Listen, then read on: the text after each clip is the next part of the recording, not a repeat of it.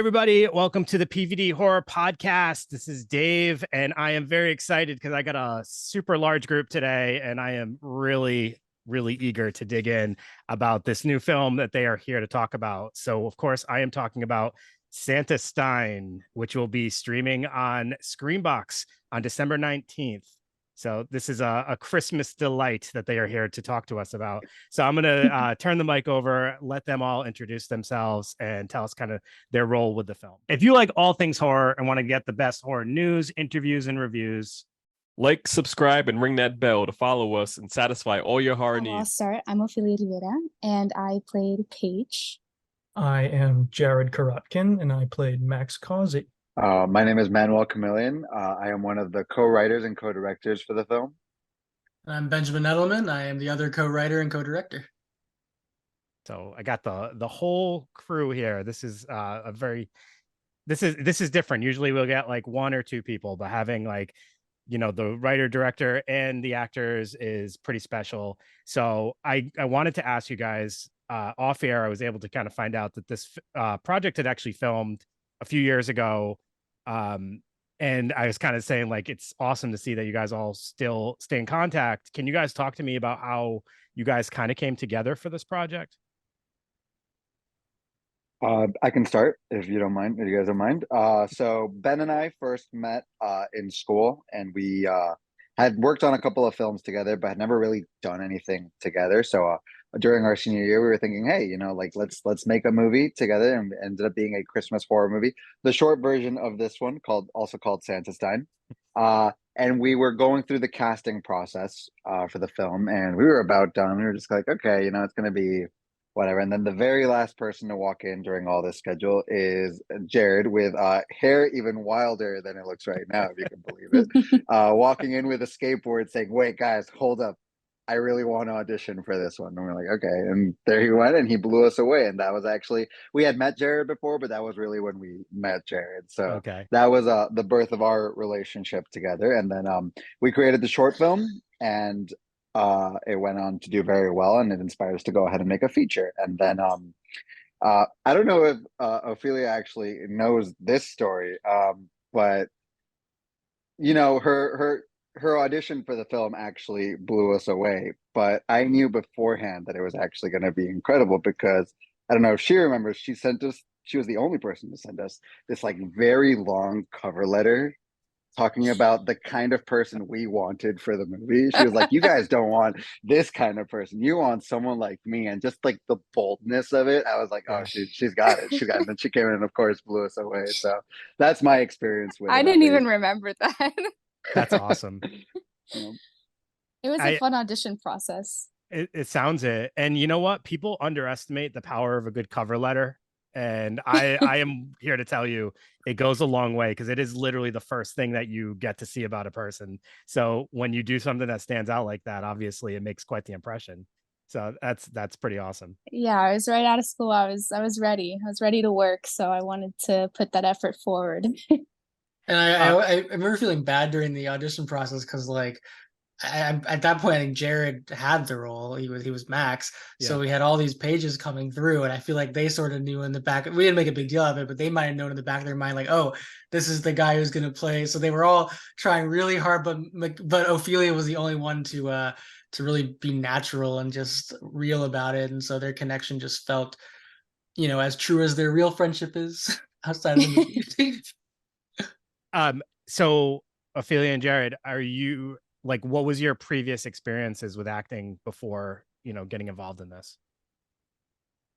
I can start if you want. Zero, absolutely zero. I had never done anything. Going back to what Manny was saying earlier about the audition process, I was literally just in class. I was also in film school, same film school as them, and 2 years younger. And I saw their poster with a Frankenstein Santa on it. And I like turned to my friend who I was sitting in class with, and I was like, look, I've kind of always wanted to audition for something. I literally just wanted to practice auditioning. And I'm not even, that looks I'm like joking. Something. Yeah, I wanted to practice auditioning because acting was something that I wanted to, you know, take a step into, because I want to make movies and I want to create things. But, you know, I walked in there, I said, what's up to Manny? We sat down. He said, you know, read the read the asshole Austin part, and that didn't work at all. But then I got to do Max, and I don't think it was a good audition. Manny says otherwise, but here we are. It was a leap of faith, and it paid off. He's underselling himself. He became the guy in school. Everyone put him in his short films. He was the guy. Really? Yeah. Yeah, Really? that actually is true. For better or for worse. Yeah. You're very, very humble and unassuming, Jared. I think you're playing this role to like, I think that's how you do it, actually. You go with the humble approach. I mean, I think like, it's just I think it's just me. I can play the other thing too. Trust me. I've been there, done that as well. He's versatile. Yeah. So, Ophelia, what was your previous experience? I'd grown up doing theater, mostly stage work and musical theater. And then I had done like a few shorts throughout school time, and I really loved film, and I had always wanted to do that primarily. And then it wasn't until this when I actually got to live in it, and I was like, oh yeah, this is where I like to live. Yeah, I had some experience, but this really set it off for me. And are you guys both like still acting currently? Time to time. Yeah, on and off. I took some time off just to figure out what I wanted to do, but it definitely still lies in the area of creating and of the artistry. So it's just finding the path from there. Yeah, for sure. Manny and Ben, go ahead. If Manny and Ben call, I'm always yeah. able to act. I thought you were going to say you were traumatized by. Oh no, no, yeah. It was so like, no, horrible, actually, we quit acting completely. Dave, they ruined it for us. Yeah, Dave, I'm ruined. Yeah. We're ruined forever.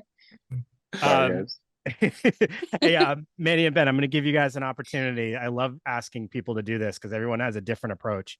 You guys want a tag team trying to give our listeners a synopsis of what Santastein is all about? You want to go like word for word, swap each word? Or... Yeah, that'd be awesome. Try stitching something together. Some people give us like a full rundown, like start to finish. Some people give us like one sentence. I just like seeing people's approaches with it. It's kind of interesting. Okay. So one day Max Kazi kills Santa Claus. I'm already bad at this. Did I write this? Manny, take it away. Okay, I'll start this off. When Max Causey was just 6 years old, he set out to prove that Santa Claus was real with his best friend Paige Byers, played by Jared Korotkin and Ophelia Rivera, respectively. And while the trap they're setting up goes horribly long, while Paige Byers steps out, Max accidentally kills Santa and hides the truth from the world, thereby ending Christmas for the next 12 years. Everyone kind of takes it in stride, but Max deep down inside knows that it's up to him to try to fix this mistake. So after a life of dedicating himself to the sciences, he manages to concoct an experiment that allows him to bring back Santa from the grave.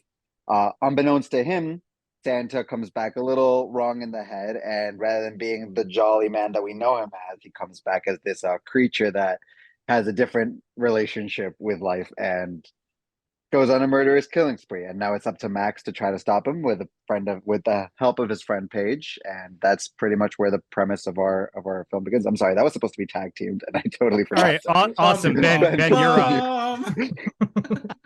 Your turn, Ben. No, man, Manny summarized it well. That was a good elevator pitch, maybe a really tall elevator, but that was good. That was good. Also kind of ironic that Catholic holiday and we turned Santa into a Jewish man with Santastein, but no. Everyone misinterprets the title all the time, but no, it is a Frankenstein Santa. Yes. Yeah. Ben is actually the Jewish one in this relationship, and I'm the Catholic one. So we'd always make the joke that I bring the Santa and he brings the Stein, and that was where our relationship was. That is was perfect. Truly married. Very cohesive unit right there. So I got to ask, where did you guys come up with the idea to do the twist, the Christmas twist on the classic Frankenstein story? You want to tell the story, Ben? Honestly, this one's your story. I like the way you tell it. Okay, well, a really bad hurricane hit Miami around. So our school normally did this horror festival during October, but because of this really bad hurricane that hit Miami, everything was delayed. So the horror festival just happened to take place at the end of the year in December. And I was planning on I wanted to make this story about Frankenstein, and instead I was like, oh God, like we can't. This it has to be Christmas related now. I was like, wait a minute, what if instead we make it like a Frankenstein story, but it's Santa Claus, like it's like a Santastein Frankenstein, like a Santastein. And then I went up to Ben and I was like, hey Ben, I got one word for you. Santastein. And then he ran away and came back with 7 pages of written material. And I was like, okay, here we go. We're on to something here. So that was pretty much how it all started for us, as far as the circumstances brought together this Christmas horror collaboration with this Frankenstein idea, and we just ran with it. Yeah. It's interesting because it kind of brings together 2 different like subgenres of horror. So it's like in one way it's like a creature feature, but then in another way it's kind of a teen slasher if you think about it. Like the Santa definitely plays kind of that slasher character. And I was thinking about it, like slashers usually have rules, right? And it's always like the good kids that survive, and that kind of is innate to like Christmas anyway. So it all just kind of works in this weird way that like it's like how is this not made like way long ago? When I was watching, I was like, this feels so obvious to me. How did no one think of this? But it's genius at the same time. So I give you guys a lot of props for like developing this idea. And I gotta ask, like, what was it like when you were pitching this story to people, trying to see like what the interest was like? I imagine people must have been like, yes, but did you get any like weird reactions? People were really on board with it from the start, just because I think just the slice of the slasher nature of it, just combining Christmas iconography with just slasher kills is just so fun to try to think about and also just see, executed. So we had a lot of people that were really excited to do it. So that was fun. We had this one screenwriting professor who we pitched it. He pulled us aside and really seriously was like, guys, this is the idea of a lifetime. Like, you have no idea. And we're just kind of like these 20-something-year-old kids were like, oh God, we've never written a movie like long before. So it was very encouraging, but there was definitely some very positive reactions when we I think the only person to maybe not be fully on board with the idea was the Santastein actor from the short film. Our friend from college that we asked, he was like, what is this? And why are you asking me, a medical student, to be in your film? He had a Travis Scott concert that weekend. We had to work around his schedule there. But priorities. But he was on board in the end, and we thank him for doing it. That's awesome. Do you think anyone will ever see the short? Like, will that see the light of day? Burn it. The short is online, but we can definitely say that we grew a lot from it, and the feature is definitely better. If anyone wants to go back to the short, they can look and see the same Jared Korotkin, looking young and spry. But we've definitely learned a lot from the process. It's hidden. Made the feature. It's hidden somewhere on the internet. We won't tell you where, but people might stumble upon it. I mean, I'm assuming YouTube, but maybe not. No? Oh, damn. It's like I'm gonna look anyway. Just so I'm gonna ask you guys one of the obvious questions that you're probably gonna get asked 1,000 times as you're kind of making rounds doing these interviews for Santastein. Are you horror fans? And if so, like, what are some of your favorite horror films? I'll start off with Jared and Ophelia. Do you want to go first? No, Jared, you go first. A favorite is hard. But I mean, everyone else in the cast knows this about me, but I'm a very, very big Nicolas Cage fan. So if you can count this as a horror movie, if you've seen the movie Mandy, of course, yes, yeah. That's my movie. I've seen it so many times. So beautiful film. Amazing. I enjoy horror. I'm not a diehard fan, and I actually grew up really loving Jurassic Park, and I kind of consider that a subgenre of horror. So that's my answer, because that's all that comes to mind right now. Okay, all right. So was it easy for them to pitch you being in a horror movie? Oh yeah, I was so excited. They asked me to scream in the audition. I was like, yes, I'm ready. My vocal cords are ready to just wail. And like I always heard that acting in a horror film is one of the better acting experiences because it's fun, but also you can like play around so much with like the way you kind of play with roles and reactions to things. Did you guys kind of experience that in this?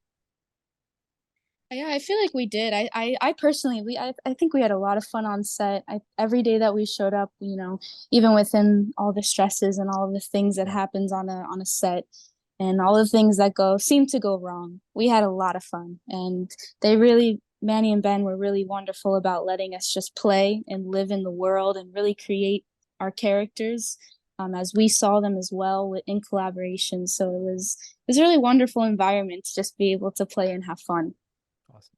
And also just like a huge shout out in general to our whole cast and our whole crew because our production was cut in half because of COVID. We filmed half in 2019 and then March came and it was COVID and we had to wait all the way to the end of the year, like December. Wow. So a whole year later, and you know, our cast and crew really believed in the project. So they you know, kept in contact and really you know, showed up for that final half. We were hoping we would get that half movie film that we did. So Manny and Ben, what's your relation to horror? Do you guys have some favorite films? Yeah, sure. I can start. I was especially a fan of horror during high school. I was first introduced, you know, horror is always one of those like taboo movies when you're like a child that you're like parents don't want you watching horror movies. So you go to Blockbuster and you got one anyways. And the one that I managed to get my hands on was Freddy versus Jason. And that's just the one that like, you know, you watch it now and you're like, oh, this movie's so silly. But back then, like somehow they succeeded in terrifying me. But also there was kind of a wonder to it because they mixed that kind of violence of Jason Voorhees with that nightmarish fantasy killing of Freddy Krueger. And then I think a lot of those influences actually came across in Santastein, where Santa is this like really physical character who like takes up this like big space, but also has a supernatural element to him. So yeah, and then past that movie, I was a big fan of horror movies. I'd watched them with my friends. Like one of my favorite ones after that was the Spanish movie Wreck, which Quarantine is based off hell of. yeah, nice. Yeah, that movie's really, really good. I can't really call it like a slasher, but it's definitely like an inspiration as far as like really good tension, really good thrills. So, Ophelia, put that on your list. You're gonna I watch will. that one. I will. I thought of a few more as I started thinking, but it's too late. You missed your chance. I know it's too late. I did. I funked it up. All right. Well, actually, no. I'll let you go ahead. Go ahead before we go on to Ben. What I do like Sinister. I like The House at the End of the Street. Those are both two good ones that I enjoyed. But I thought of a series, that Haunting of Hill House. Oh, I think that's really well done. Cinematography wise, those shots are just so beautiful, and the acting, everything's superb about that show. So I really liked it, and it scared the hell out of me. And Sinister doesn't get spoken about as much as it probably should. Sinister is pretty effective. They did a really good job with it. Yeah, there's some really creepy imagery in that one. Yeah, there the videotape jump with all the tapes. Yeah. All right, Ben, you're up. Ophelia just totally like redeemed herself with that. That was good. I guess the earliest true horror memory, I was 10 and I watched Saw 2 way too young. And it probably scared me away from watching horror movies for quite some time because it wasn't really until college that I took like a deep dive. But now it's like my favorite genre. And instead of doing yearly Halloween marathons, I do Halloween marathons 365 days a year. So that's it's definitely a huge part of my movie watching experience. Yeah, I know. It's funny when people are like, "Oh, what's your, traditional movies you watch around Halloween time?" I'm like, I kind of watch these movies all the time, but I guess there's like some that I have to watch. And how like something in the Halloween franchise is usually it. But like other than Halloween and Scream are like, I mean, I know they're the basic choices, but they're my two favorites for sure. Have any of you kind of dabbled with Christmas horror? And has anyone actually liked any of them? I do like Christmas horror films. I mean, obviously Black Christmas is a classic. But when Manny and I were specifically researching this film by watching some of by showing each other essentially our favorite horror films, and also we purposely took those off the list because we didn't want to be influenced by not any? even influenced, because influence isn't a bad thing with filmmaking, but it's just like we just didn't want to be like totally surrounded by it. I think we wanted to like learn from all types of horror films and Sure. what we can put into this. Yeah. Something interesting has happened over the last few years. I've seen a number of adaptations of Frankenstein in general, and they've all been super unique and like not redundant. And I think that's actually like really impressive. And that's, the same for this film too. Thank you. I just really appreciate that, because there's so many like ideas that get recycled 1,000 times, and it's like, all right, this again, come on. But like this one, The Angry Black Girl and Her Monster, we reviewed earlier in the year. There was a film called The Welder by David Liz, who's also he's from Miami. I'm not sure if you guys are familiar with him. But also like those are just a few examples of films that were kind of like spin-offs of the Frankenstein tale. And I just found it really fascinating. I don't know if you guys have any thoughts about this, but like, what do you feel like about your film makes it so that it doesn't feel like too similar to the classic and like redundant or like overused, I guess? Or maybe I'm like putting you guys on the spot, so I'm sorry. It's kind of a bigger question. There is an answer. There is an answer to this question for sure, which is I think it's the fact that at least in every interpretation I've seen about Frankenstein, who the monster was before he was resurrected is never part of the story, at least in the things I've seen. Usually when it is, it's always someone different. In this case, the character was Frankenstein, and this is a good chance to shout out to Michael Vidovich, our Frankenstein actor. When we went into the movie, we were just a bunch of kids. We didn't know anything about storytelling or anything, and we were just going like, "Oh yeah, go grr." And he was like, "Yeah, but like, why am I going grr? Like, what am I thinking about? What am I angry about?" And we were like, "Oh, well, that's actually a really good question. Hang on, I'm gonna go right with Ben, and we'll be right back." And slowly but surely, we were able to like breathe a lot of life into his kind of like backstory, into his reaction to the world, into his relationship with Max Causey, who he remembers killing.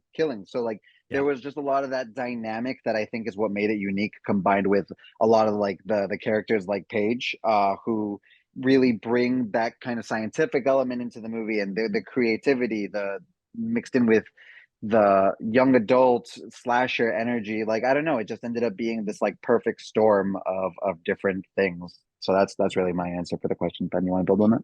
Yeah, Michael brought a lot of humanity to the role. That was much needed to bring a little bit of thematic heft to it. And yeah, I mean, I think the fact that we made it a slasher, and we took it away from that Frankenstein structure in that sense, where we then just made it into the slasher structure. So I think that created a different route for it. Yeah. I was also thinking, Manny, as you were talking, I was like, I agree with you too. Like that, the introductory like storyline that we see with Max, and also as you know, in like the original Frankenstein, he rejects the creature, but Max has a lot of guilt and initially wants to help the creature and is trying. It's like he's trying to fix something, so he's like, he feels sympathy and he feels guilt, so he wants to make it work, but obviously it's not going to. So I guess that is kind of like it's going off in its own direction, which was a nice addition to the story. There's a lot of heart in it. Yeah, absolutely. Yeah, I'm actually rereading Frankenstein right now. And one of my biggest things was that like it's kind of shitty that he just created this thing and then left for 2 years and was like, yeah, it's not my problem. If I see it, then I hope it dies. And the difference was just Max he did have guilt and he did have regret in a way that made him care more. And he cared so much to go out and find this dangerous creature so that, in hopes of reconciling some type of heart in there. So I think it is really beautiful what everyone brought to the film. Yeah, the original story, I mean, in my opinion, if you look at it in today's perspective, it's a story about abandonment and neglect, right? Yeah. So he creates something and then he abandons it immediately. And then it's about the creature's experience. and Max did the exact opposite, which was a nice take, and it definitely gave it its own story, and like you said, definitely had a lot of heart. Max, did you ever think that you would murder Santa Claus in any story? You know, Jared, I mean, I'm sorry, I'm calling you Max. I'm still looking at you like I'm you're used- Max. I We answer call to him both. Max too, don't Yeah, worry. confused all the They time. still never switch back. I lost that name when I took the role. But no, I never thought I'd be murdering Santa Claus. And Ophelia, I don't think, did you ever imagine you'd be working so closely with rats? I mean, both of you guys have pretty awesome experiences here. Yeah, it was really fun. They were so cute. So let me ask you guys, what were some of the challenges of the film other than obviously the pandemic causing a big, break? What were some of the challenges that you guys found kind of being like, early filmmakers, I guess, early in your careers still, and just kind of like learning the ropes?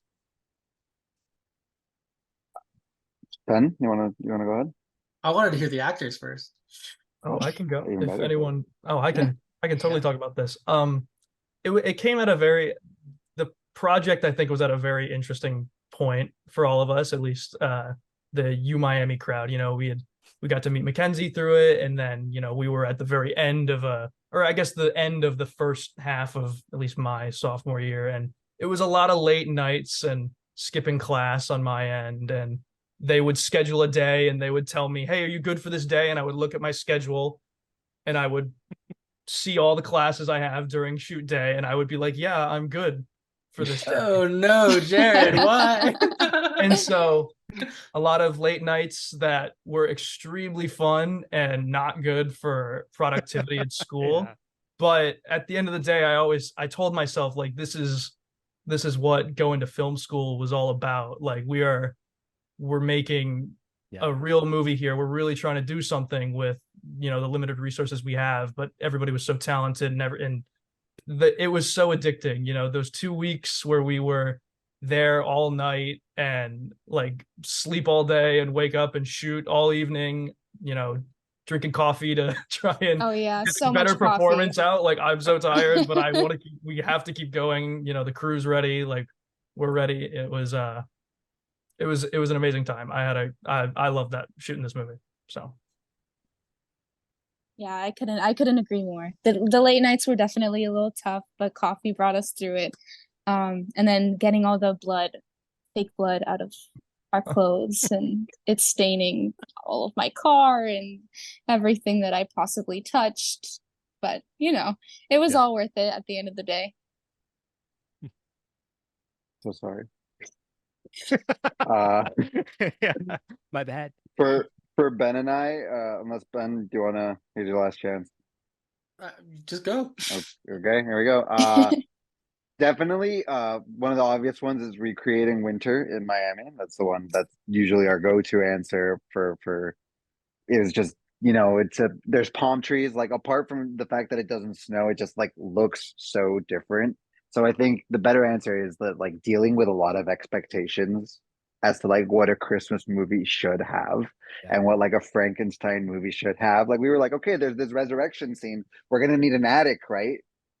And a lot of the houses here don't have attics. Like the architecture is just very different. They're all Oh. very flat. So you have to do a Yeah. lot of like the cheating. There's no basements. There's no, everything looks a particular, even windows, like because of hurricanes, they don't open a lot of the ways that you want to. So there's this one scene where a character is hanging from a rope and they have to like pull her into the house. Yeah. We're like, okay, like how do we do that if we can't find a house that has like a window that actually opens? And we asked around all of our friends, and only one person had one that opened a little bit. And we had to So like that was cheat a the lot of house. That was the location. and that was the location. But he had a pig in the backyard that like kept forcing its way into the house, and our actress was very terrified of the pig, and it was like such Have you ever met a pig that could open a door? Because we have. That's amazing. That is amazing. So yeah, it was. These are things I never would have even thought of. Like, that's crazy that there's like you can't find an attic because the filming like area doesn't have houses with attics. That's crazy to me. But wow, good for you guys. I mean, it takes like outsourcing and networking and just contacting everybody I guess, right? That's exactly what it took. Wow. Having 4 very good producers to have our back for all that. Yeah, that's the thing. I guess if you have enough people involved, somebody's got to know somebody, right? Yeah. So Yeah, and even if they didn't know somebody, we'll find a place. We'll film there. yeah, yeah. I mean, it would have been. I wonder what you would have ended up doing if you couldn't find those things. If they just didn't exist, you would have had to kind of reconsider everything, right? Well, we had to. I mean, Well, because no, I was just gonna. There is no attic in the movie. The Yeah. attic is a garage. You know, like we oh had to. yeah, At the end of the day, we had Oh to yeah, problem yeah, solve. We had to think like, okay, like what's the closest thing that we can come up with that looks like that enough that at the end of the day, the performances is what really sells hmm a lot of the space being real, right? So we have yeah, our actors to thank for that for sure. I mean, we have a lot of things in that back half of filming that we did have we couldn't get because of the pandemic. We had to scale down our scenes. We had to scale down our actors. There were there are bookends of the movie that were never filmed because they involved older characters, and we didn't want to bring people of that age, in the height of the pandemic yeah, together. So, yeah, we did face that exact thing where it's like, okay, how can we literally rework our movie? And honestly, editing helped us with that too, because we had half a movie to edit with.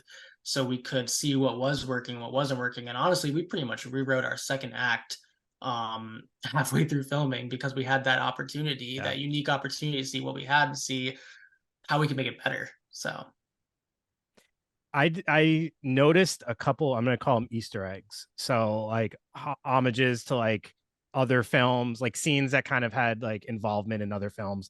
One, I'm just gonna. I don't think there's spoilers, so I'll just say them. fire them off. And I'm curious if there's more that I didn't notice.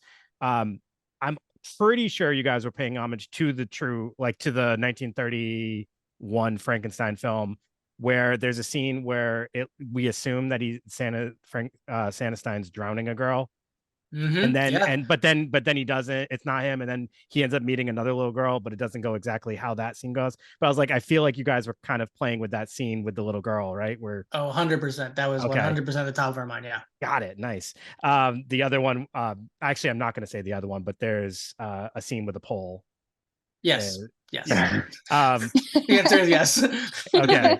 Is there anything else that that you guys kind of snuck in there that is safe to like say on air? This one might be a stretch, but I just like to say it because I love Brian De Palma. But we were using a lot of Carrie shots for kind of the trap scene at the beginning Interesting. for Santa. I mean, maybe it's not a 1-to-1, but it was definitely on our minds when we were crafting that scene. Interesting. All right. Yeah, I was planning on rewatching, so I'm gonna keep that in mind when I rewatch Cool. that Yeah. scene.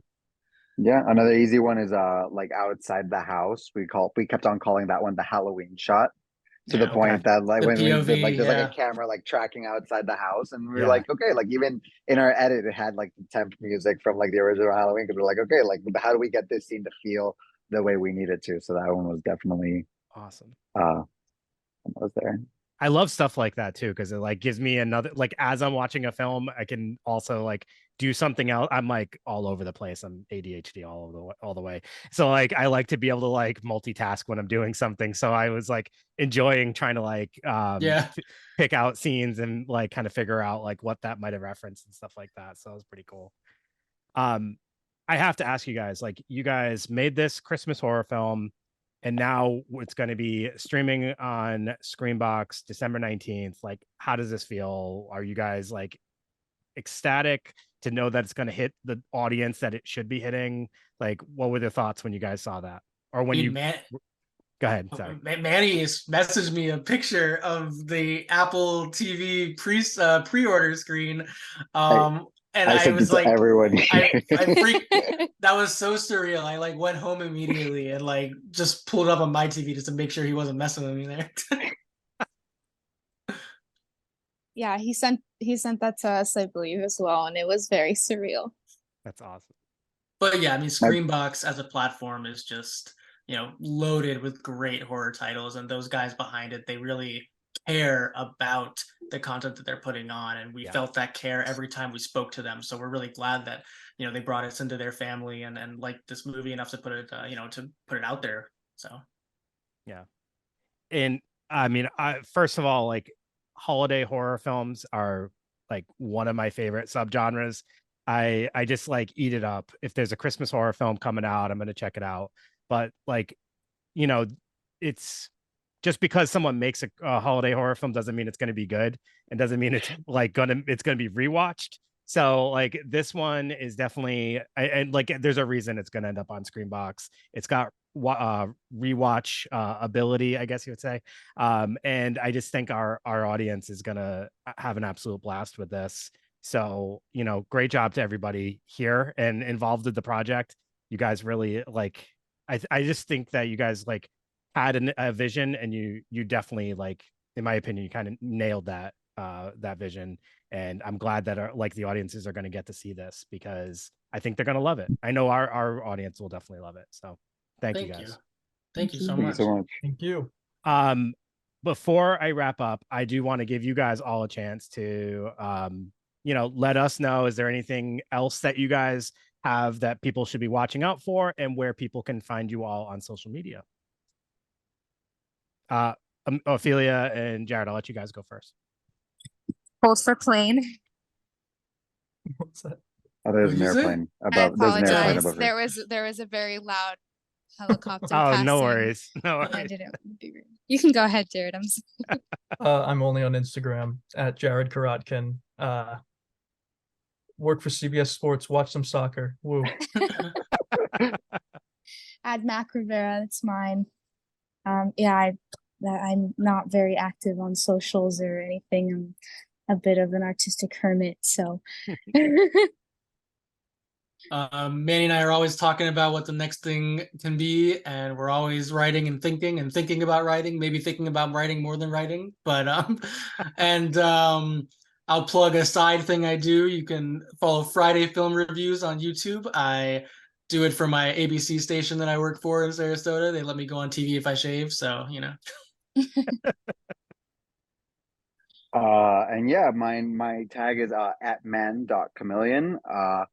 I've been working on a couple of short films. Actually, after Santastein, with the help of Ben, I dragged Ophelia and Jared back in for another couple of movies, just a couple of shorts that we were trying to get together to like keep the creative juices flowing, because I feel like after COVID, we kind of like reached this like halt of like knowing how to bring things together again, how to kickstart that. So it's something we're all still trying to do to still keep making movies. So yeah, Ben and I are into like talking always about like what our next feature is going to be and that stuff. So I'd say as far as like what to look out for, some of the shorts we have in circulation, or whatever we end up working on in the future, we definitely have more stories to tell. Awesome. And let me just ask you, like, I know you don't want us to look for the Santastein short, but like the other shorts, where can people access them if possible? As of right now, first of all, Ben, the Santastein short, if you really, really want to know, for everyone listening to this podcast, if you look at our Kickstarter for the Santastein feature, you just look up Santastein Kickstarter. If you go in there, part of our pitch was the original short film. They can watch it. They can see Okay. Yeah, no, honestly, for the if record, we have grown. if- We have grown as filmmakers. It's good for aspiring filmmakers too who want to make that leap to do the feature. I mean, it's a huge undertaking, and you know, we had a lot of support doing it, and seeing that short to feature, seeing those connections there, I think that's probably worth seeing for anyone who wants to take that next step. That's anything awesome that can advice. make a drinking game out of it, you know. But yeah, as Nice. far as like what future thing we have, nothing's quite online yet, but we're working on putting some of the stuff online. We're just still trying to get it through the festival circuit, which means that some of that stuff won't quite get released yet, but we'll be trying to connect the dots between all of these accounts sooner rather than later. It's just in development, currently speaking. All right. Not to drag this on too much longer, I just have one last thing, because Ben, you kind of just like made me think of something. I'm going to start with Ophelia and Jared again, and then I'm going to go on to Manny and Ben. In as far as acting goes, or just involvement in films, do you have any advice to people who want to get involved? You can Definitely. start, Jared, if you have anything. Definitely. I do have advice, but it's hard to. I would say the most cliche thing possible is just do it. You know, like just get up and do it. You know, but more so starting small. You know, just sign up for an interview, sign up for a class, Mhm. That's what I did, and I was thrown into a whole world I wasn't ready for. I was put in front of the camera right away, and I had no idea what to do with my face. And if you want to see that, watch the short film. And after the short film, you'll literally see I have no idea what I'm doing. I'm completely clueless. All I knew how to do was run away from Santa, which I was, I hurt myself doing that. Even if you guys remember, I literally sprained my hip Yeah. or something. I slipped Dude. on a He, rug. if this So guy's that- ever on a massive feature, they need the most insurance for him ever. He will jump off a cliff if you ask him. but yeah, and then I watched the short film and I knew I could do better than that. And once you have that first proof, like, okay, I did it, I've been in something that's made and it's a story, you know what you can do. I signed up for training at my school. I decided to pick up a theater minor and I just went from there. It completely snowballs onto itself. So once you just start, you can't get enough. And I always want to, act whenever I get the chance. And, So. and you're like a prime example of like, sometimes you just got to like seize moments, and you never know what opportunity is going to happen if you just kind of put yourself into the right spot. So that's awesome. Thank you. Completely agree. Yeah, it's spectacular advice. I mean, definitely putting yourself out there and kind of putting all of the doubt aside is the first step. And then, lighting the fire under your ass to take classes and train and really just get into any kind of creative space that you possibly can to get all the juices flowing. And then once you're in the room, you just kind of have to embrace it and run with it and do the best that you can. And as long as the fire is there and the passion, I think you'll always end up where you're meant to be. That's awesome. Thank you guys. That was great advice. Manny and Ben, I'm going to kind of flip it over to you guys as far as creating a film and, getting that up and running and just doing it. Like, what advice would you guys give to aspiring filmmakers? I have a quick 3-tiered advice for anyone who wants to be a filmmaker. You have a PowerPoint presentation to go along with it? I'm working on it. I'm working on it. No, the first thing, honestly, be on as many sets as you can. Look on pages on Facebook, see if people are calling on backstage. Be on sets because you learn from sets. You learn the right way to do things. You learn the wrong way to do things. The second thing, going along with Jared's just do it. Don't let any specific lack of resource hold you back. We literally all have cameras. And, we funded this film through Kickstarter. We were fortunate enough to have that fan base to make this happen. But honestly, we had this film written. We had our cast. We had our crew before we had a budget. We were going to make this no matter what budget we had. The fact that we got it was such a blessing, but we were going to figure out a way to do this without it. So don't let any of those resources any resource or lack of resource hold you back. And the third thing I'd say is complete the projects. I see so many people spend so long on certain elements in post. You have what Robert Rodriguez says, you have 8 or 10 bad films in you. You just got to get them out of you. So I say just finish projects and move on because you've already learned what you're going to learn from what you're working on. So go to the next thing. That's a good one right there. So my answer for this actually I'm gonna put Jared on the spot here. One of the funny things that Jared kept on saying, biggest fears while we were filming the movie, was that we would recast him.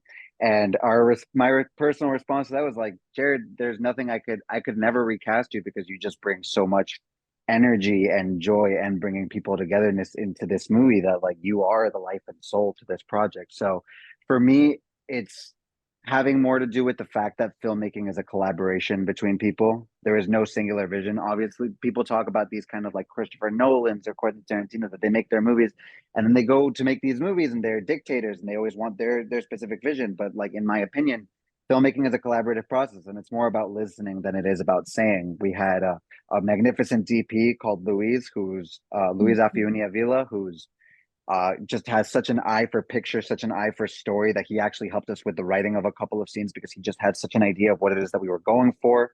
Our composer, Austin Hammonds, was just able to nail the tone of all of our scenes. Earlier, you asked about whether or not this was a monster movie or a slasher movie. And he actually asked us that same question when we were interviewing. It's is this more like a Jaws or a Halloween? And we're well, it's both. So that's where he took a lot of his inspirations and he really managed to breathe life into the project. So Ben and I, we were just a couple of guys holding a camera, but it's really the hundreds of people we had around us that were able to make this into a completed feature. So trust the people around you. Hear that, Tarantino? Trust the people around you. Work, collaborate. I'm gonna write a very angry letter. You're getting called out, Quentin. I love that though. Like you guys do truly feel like a cohesive team, and like it's definitely coming across in like talking to you all. Like that's such a beautiful thing that you guys were able to work together. And like I said, the fact that you guys still are in contact the way you are is amazing. And I really hope to continue to see things from you all, because this was an absolute pleasure. So thank you guys all for spending some time with me tonight. I appreciate it. Thank you. This was a great time. Yeah, thank you for taking the time. I do have to tell all the listeners, like, I thought I was just meeting with 2 of you guys tonight, and then last minute it was like, oh, let's add some more people, and that's so awesome. Like, we never get that, like, oh, someone else wants to join in. Usually, I feel like we're dragging people on, so that's so awesome. So thank you. All right, so everybody listening, remember Santastein. You're never going to forget that name. December 19th on Screambox. If you don't have Screambox yet, like, I don't know what you're waiting for. We've been saying this for a long time, but they continue to pump out these like creative, unique, exclusive films. And is that the only way you're going to be able to watch it? Other than like renting on It's demand? the exclusive streaming, on Screambox, yeah. Okay. All right. So you don't want to miss this. And perfect timing. December 19th, right before the holidays. So, get on it. And mark your calendars. Yes, mark the calendars. So guys, thanks again, and everybody have a great night. Yeah, thank you all. Thank you. Thanks, Have a everybody. good night. Take care.